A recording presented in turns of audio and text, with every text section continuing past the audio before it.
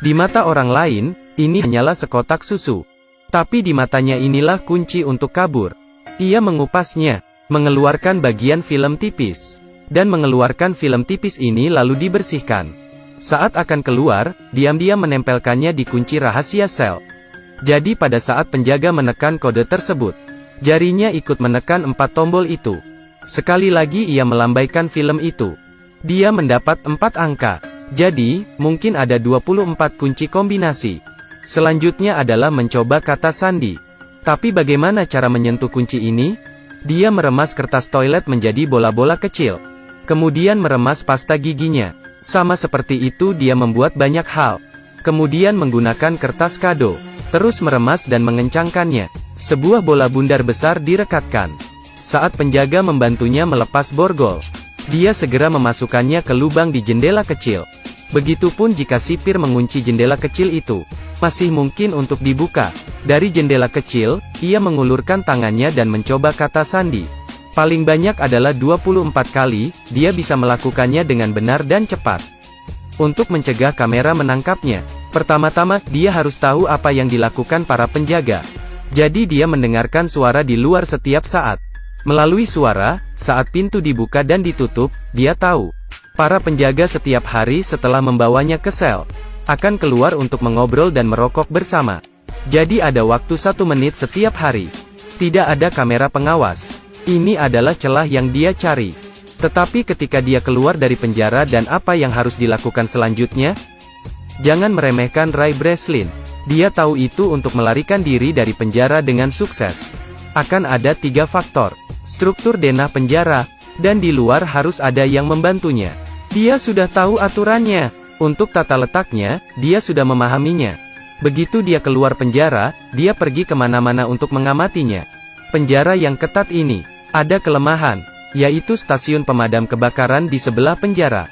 Hanya ada satu masalah, hanya ruangan hitam kecil itu yang ada di dekatnya. Jadi dia mengambil inisiatif untuk menimbulkan masalah. Memukul orang jahat sampai terluka. Para narapidana dipenjarakan di sebuah ruangan hitam kecil. Itu sebabnya ketika dia mencoba kodenya, dia meninggalkan ruangan hitam itu. Menemukan ventilasi ke stasiun pemadam kebakaran. Dia memanjatnya. Ketika para penjaga melalaikan tugasnya, dia naik dari sisi ini ke atas pipa ventilasi. Mendatangi stasiun pemadam kebakaran. Dengan cepat mengganti bajunya dengan baju pemadam kebakaran yang tidak terpakai di sini. Sekarang harus ada faktor ketiga. Cadangan. Ia sudah membuat janji dengan rekan satu tim dari luar. Pada titik ini sebuah mobil kecil akan meledak. Ada kebakaran, maka truk pemadam kebakaran akan diberangkatkan. Dia segera bersembunyi di bawah mobil pemadam kebakaran. Ia pergi dengan mobil ke tempat kebakaran terjadi. Muncul dari bawah mobil. Ketika setiap orang sibuk, tidak ada yang memperhatikannya. Masuk ke mobil rekan satu timnya. Ia berhasil kabur. Benar. Dia bukan seorang kriminal, tapi seorang ahli melarikan diri dari penjara. Dipekerjakan oleh Biro Penjara Federal untuk menguji secara nasional tingkat keamanan setiap penjara.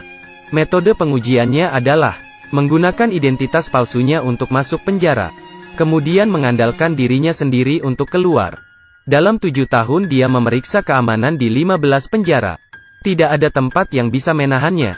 Sampai suatu hari, orang dari Chia mendatanginya. Ia mengatakan ada penjara yang sangat misterius, terutama menahan penjahat yang tidak ingin diterima oleh negara manapun.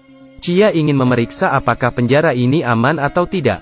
Tetapi mereka tidak tahu di mana penjara ini. Ini adalah misi yang berbahaya. Ray Breslin setuju dengan mereka. Segera tanggal penangkapan tiba. Sebelum berangkat, takut terjadi sesuatu, bawahan juga memberi alat pelacak GPS di lengannya. Baru saja melangkah keluar, Ray Breslin segera ditangkap. Tapi dia tidak menyangka, orang-orang ini menggunakan kekerasan dengan cara yang tidak biasa. Pertama menggunakan pistol untuk menjatuhkannya. Setelah itu semuanya sepertinya sudah direncanakan. Langsung menggunakan pisau untuk mengeluarkan GPS. Kemudian obat penenang dimasukkan ke lehernya. Membuatnya tidak sadarkan diri. Menunggu sampai dia sadar kembali. Dia bertemu dengan seorang kepala penjaga dengan setelan jas dan sepatu kulit. Ray Breslin merasa tidak tahan. Dia berkata bahwa itu terlalu kejam, dia tidak bisa melakukannya. Kemudian memberi isyarat bahwa Sari meminta sipir untuk membebaskannya. Tanpa diduga sipir tidak menyadarinya sedikit pun.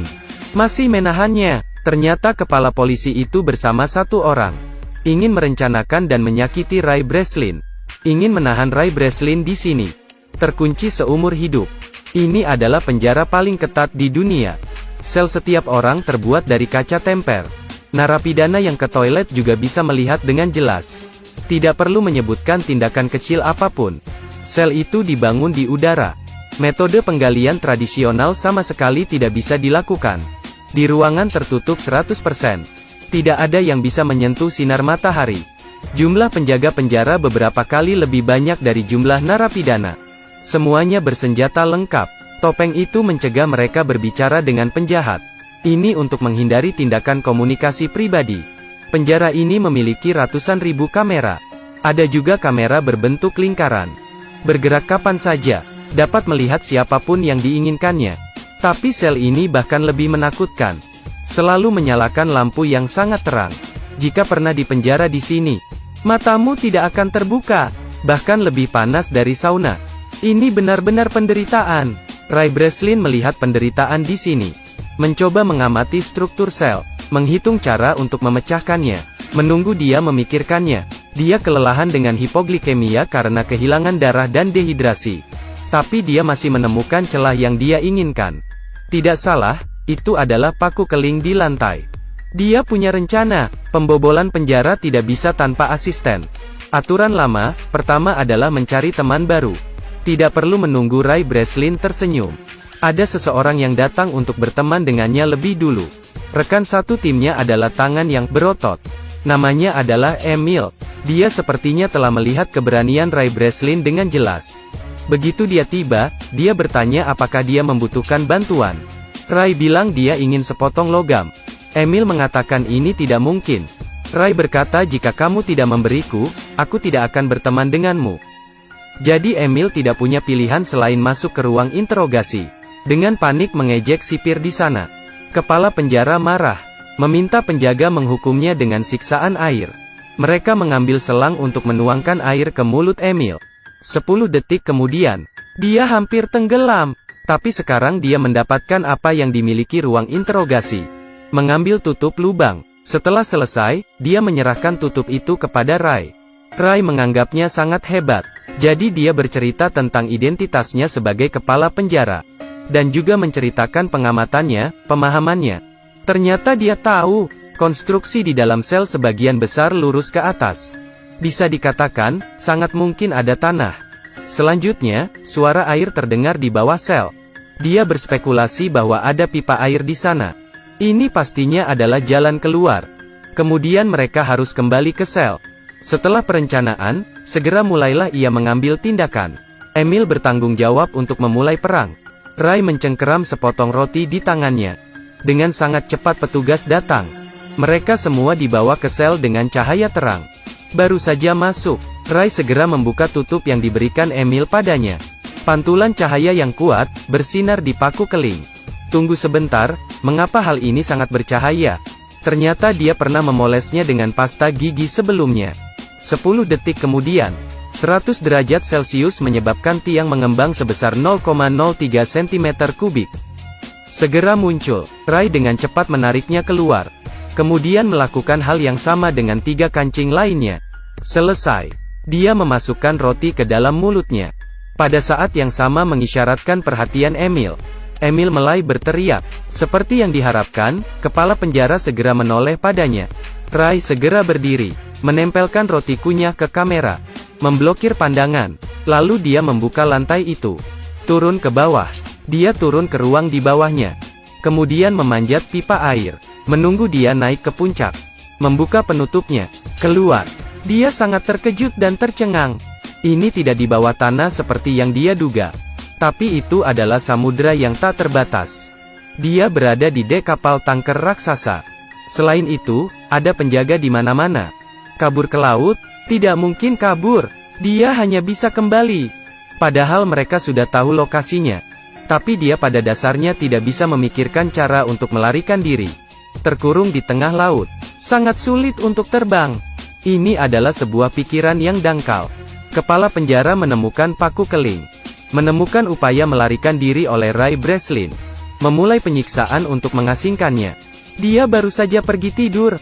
Para penjaga segera mengetuk jendela dan mencegahnya tidur. Menunggu sampai dia sangat lelah sampai dia pingsan. Para penjaga datang untuk memukulinya lagi. Memukulnya sampai dia sadar kembali. Alhasil, setiap hari Ray Breslin selalu dalam keadaan koma. Setelah sedikit nafas, dia pingsan. Tidak lama setelah itu, ia perlu pergi ke dokter. Setelah pemeriksaan, dokter mendecakkan lidahnya. Tapi meski begitu, Ray Breslin masih tidak mudah dikalahkan. Menunggu sampai mereka berhenti menyiksa, dia terus memikirkan cara. Setiap hari dia makan nasi. Di atas meja makan, dia selalu diam-diam menciptakan alat untuk melarikan diri dari penjara. 2 lensa kaca, pulpen, selembar kertas karton keras, dicolokkan kembali ke tabung kaca. Benda-benda yang baru dibuat ini disebut kaca heksagonal, khusus digunakan untuk pengukuran arah. Kemudian mereka membawa seorang rekan baru. Dia berpura-pura berurusan dengan kepala sipir.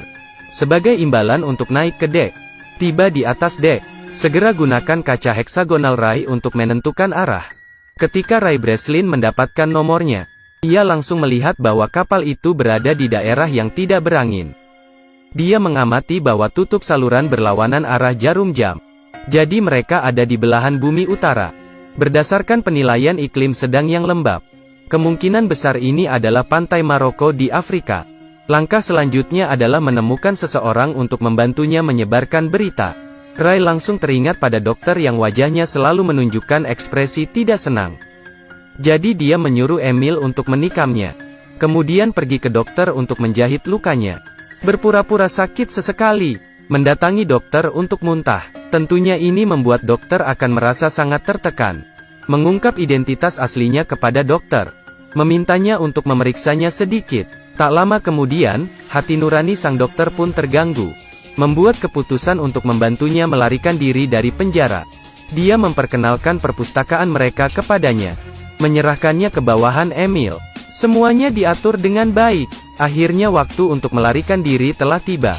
Saat larut malam, kepala penjara melihat Ray Breslin menabrak dinding. Dia menguping sinyal yang sedang diketik Ray. Mengartikan kode itu, akan ada kerusuhan di area C besok pagi. Kepala penjara memutuskan untuk mengirim 3 tim pasukan untuk menyerang area C. Tapi ini hanya jebakan Ray. Dia ingin semua penjaga lari ke area C. Dengan demikian, hanya 2 tim yang tersisa di tempatnya. Kerusuhan yang sebenarnya dimulai. Rekan tim memulai kekacauan. Kedua geng itu mulai berkelahi. Para prajurit di atas mengarahkan senjatanya ke bawah. Tapi Ray diam-diam pergi ke depan dan menyelinap. Kemudian memanjat tangga, mengikuti jalur pipa untuk naik ke dek. Siapa yang tahu pintu tersebut menggunakan kunci elektrik. Tidak bisa terbuka bahkan ketika dia menggunakan kekuatannya. Ray Breslin memutuskan untuk pergi memutuskan aliran listrik. Dan itu berarti dia harus turun. Dia tidak punya pilihan lain. Turun ke ruang listrik. Saat dia sedang mengontrol komputer untuk mematikan sirkuit. Seperti yang diharapkan, Emil bisa membuka pintu. Dia akhirnya bisa naik ke kapal. Pesawat yang dipesan juga tiba tepat waktu. Saat dia mendekati pesawat, musuh juga masuk. Emil tidak bisa pergi, karena pria itu belum muncul. Jadi dia mengambil senjata. Tatapannya berubah menjadi kejam. Pria legendaris ini, dalam sekejap menjadi senjata pembunuh berdarah dingin. Di sisi lain, sipir memblokir Ray di ruang listrik. Dia sama sekali tidak terburu-buru. Karena Ray Breslin seperti ikan di jaring. Tapi yang aneh adalah, dia tidak bisa menemukan Ray dimanapun. Saat ini, bawahan telah memulihkan arus listrik. Dia tiba-tiba mendengar, tangki air mulai menyiram air secara otomatis. Senyumnya berangsur-angsur memudar. Dia lupa langkah penting ini. Ray Breslin memang ada di tangki air. Tangki air baru saja dibilas. Dia segera hanyut ke dasar laut. Ray muncul ke permukaan. Emil melihatnya di saat yang tepat. Turun dan menjemput dia. Sipir juga telah mencapai dek. Ray Breslin ditemukan berdiri di atas tangga. Langsung mengarahkan pistol ke arahnya. Hidup mati dalam sekejap. Melihat Emil melempar pistol, Ray Breslin menggenggam erat. Dengan segera menembak. Tangki minyak di bawahnya. Kepala penjara menunduk dan melihat. Kata "kurang ajar" belum diucapkan. Secara bertahap lenyap di lautan api. Beberapa waktu kemudian, mereka pergi ke pantai di Afrika. Seseorang datang menemui Emil. Gadis ini adalah orang yang sama, yang menyuruh Ray sebelumnya. Ternyata dia adalah putri Emil. Alasan mengeluarkan uang untuk mengundangnya datang karena dia ingin membantu ayahnya melarikan diri dari penjara. Itu sebabnya ketika dia baru saja masuk sel, Emil mendatanginya untuk bekerja sama. Semua sudah direncanakan. Ray Breslin tersenyum lembut seolah tidak ada apa-apa. Hal yang sangat menyebalkan yang benar-benar ingin dia temukan adalah pria yang bekerja sama merencanakannya hal jahat ini. Beberapa hari kemudian, orang yang jahat ini bangun, menemukan dirinya terkunci dalam sebuah wadah. Dan kontainer ini duduk di atas kapal kargo raksasa, menunggu kapal berlabuh. Dia pasti sangat terkejut. Akhirnya Ray Breslin berhasil kabur. Setelah menonton legenda kabur dari penjara bersama bintang berotot, akhirnya saya merasa tidak bisa berbicara banyak. Memang, pengetahuan adalah kekuatan.